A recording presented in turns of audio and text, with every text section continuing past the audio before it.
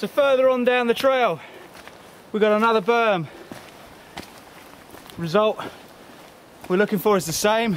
We're looking to go back that way. We're looking to carry as much speed as possible. But there are some differences to this berm. Firstly, visually, because we're losing greater height, I can see that the wall of the berm is steeper and higher towards the exit to hold me in. Anticipation wise, it's going to build as you're approaching this berm. You can see the height loss. You're expecting the acceleration.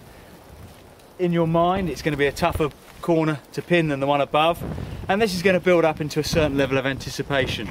We've talked about anticipation, or the rising fear, as a performance cue, and how it can affect your overall position on the bike. It can affect your tenseness and how tight you are on the bike. So as I'm approaching, I'm thinking through and thinking perhaps to take a little bit more speed off before the entry point, so that I'm freer to ride around smoother and not come out or reach a point where for me, I'm going too fast for what I like, and I'm going to be tempted to dabble on the brakes. Additionally, this berm has got a later apex than the one before. The corner tightens up later, and more of my cornering is done at a later point. That means I'm probably going to resist putting my foot down quite so hard, or putting so much weight through it so early. On the previous corner, pretty much as soon as I've entered the corner and the berm, I started to get on that outside pedal and really stand on it. Here, I'm going to delay a little bit more. For me, this is my trailing foot that's the one that's going down, so as I come through this section and approach the corner, I'm probably going to go to switch.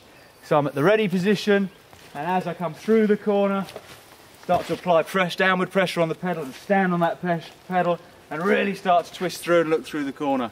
Yes, I'm going to accelerate, but because I've slowed down my entry speed, I've done my speed control early, I have exactly that, I have speed control. I'm in charge, the bike's not running away from me, it's accelerating nicely through the exit as I'm expecting and as I desire it to do so. Rather than going in way too hot, locking up, freezing up, looking at the end of the berm and using it as a kicker and landing in that oak tree over there. Way back up the trail, I can start to look through and see this berm, but it's not the next section. There are various sections in front of it and before it that I've got to deal with. Here, as I'm approaching the berm, I've got a series of little corners that aren't bermed, and a slightly downhill I'm going to accelerate. You can see some braking bumps, only marginal ones appearing here, where people are braking in the section of this little section, trying to get their braking and their speed control done before the entry point. Braking on the straight, free riding on the turn is what we're aiming for.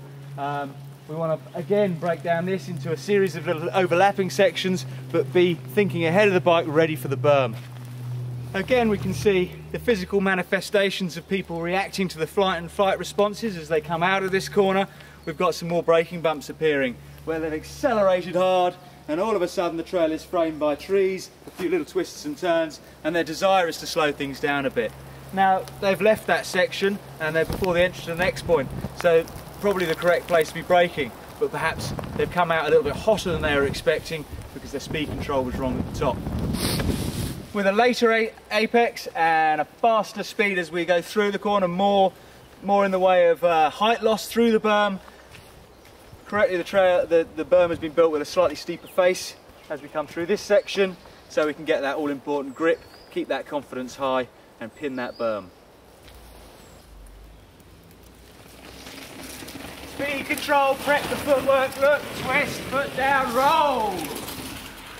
So I'm getting my speed control sorted here, already starting to think about exit point, and as I come in, as discussed, we've got a slightly later apex, so I'm going to get my outside foot ready, twist my hips, foot goes down.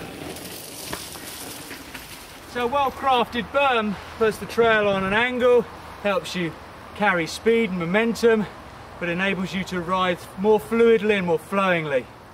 A more nervous rider, seeing the steepness of the bank and the loss of gradient, may start to think about not using the berm itself, but riding down the inside line. That isn't part of the trail. You can see all those rocks and stones built up there.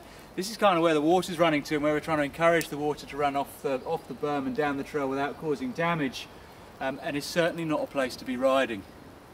So commitment high as you enter, confidence high, a control of your emotions, thinking logically and clearly ahead of the bike is going to see you riding far more smoothly, far more effectively, maximising the potential of the berm and maximising the grin factor. So having been spat out of the berm before at a high speed, carrying lots of momentum, I'm busy slapping myself on the back and wallowing in self-glory, but trails don't stop like that. We've got to keep on it and keep our brain working. We're straight into another couple of berms, and this time they're linked together quite closely.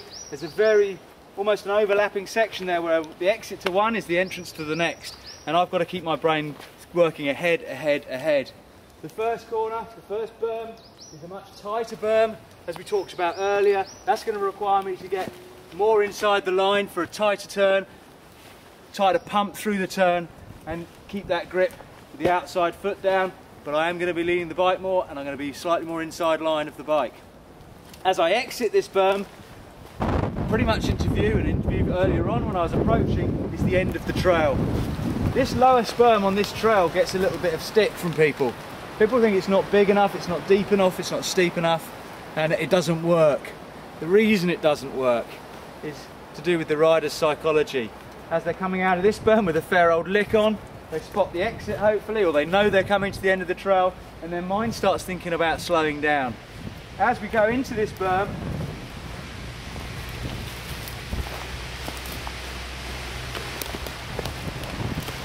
we can see that the entry point is suffering quite badly from a lot of braking bumps. This is actually beyond the entry point. This is in the berm itself and in the section, and it's because the rider is thinking about slowing down for over there rather than railing around this berm. Consequently, as the brakes are on in the berm, they fail to steer through the corner or carve through the corner as they're expecting. And who do they blame? The trail builder, the berm, or anyone else they can think of. But put it into your own context. It's how you're riding that berm, it's how you're riding that trail. So as I'm exiting this berm, I'm already thinking about a little bit of speed control maybe before the entry point of this berm, and then I'm accelerating through this berm and using straight point on the exit to wipe my speed off before negotiating the post and rail. So again, we can see how a performance cue there really affects the way we ride. The fact that the end of the trail is approaching is a visual performance cue. You start to worry about decelerating at the wrong time, at the wrong place.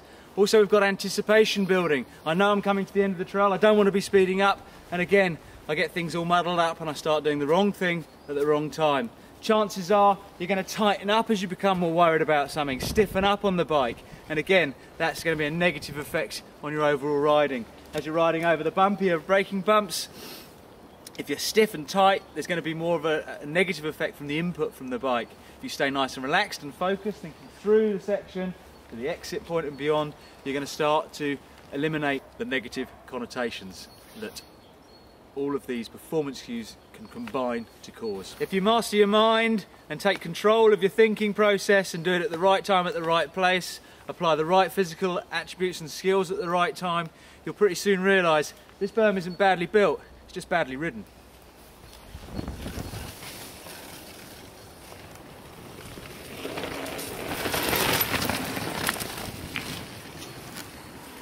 As I approach, I'm looking through both berms. Outside foot, lean bike, lean inside the line, a little bit of braking control, outside foot, and away we go.